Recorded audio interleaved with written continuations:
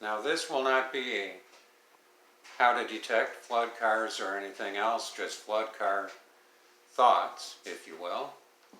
I know of one instance where a car was registered out of Houston, and it was far north of Houston at the time Hurricane Harvey hit. But if you run Carfax on it, it says this car was registered in a flood zone. Have the car inspected. Now, this is just because a car was registered there doesn't mean it was there. And if the seller can show, no, it was up in Waco at the time of Hurricane Harvey, and here's a parking ticket that was issued around that time, then you know it's not a flood car.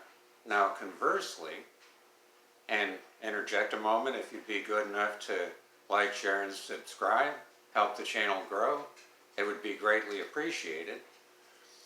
Now, conversely, suppose a vehicle was registered in a state to the north, and yet it's borrowed by the student, parents loan the vehicle to the son or daughter to go to college in Houston, and they're not able to get it out in time to evacuate.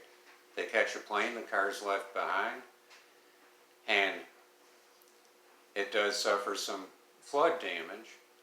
Just because that car is registered in a state north of Texas doesn't mean it could be a flood vehicle, because there's a false sense of security. Oh, this vehicle was registered in Nebraska, so it's not any risk of being a flood vehicle. Well, you never know. Because I was down in Houston 2 weeks before Harvey hit, and my vehicles are registered in Dallas. Suppose Harvey had hit and I couldn't have gotten out. But it suffers some but not devastating flood damage. Get it cleaned up, the modules and everything were unaffected, and I don't file a claim. Then I sell it, and again, it wasn't affected by the modules or anything else. It was just, suppose an inch of water got in the floor, and it's all cleaned up, everything's all good. Okay, would it have to be divulged that it was affected by Hurricane Harvey? That's not the case. That's a, for instance, an example, if you will. And to think, oh, cars in Vegas, they're clean, no concern about floods. Earlier in 2022, they had quite a bit of monsoonal rain, and footage on the news of cars floating down the street or stuck in flood water. So be careful. Any car could be a flood car. You don't know. Just based on where it's registered doesn't mean it may not have been affected by some type of a flood.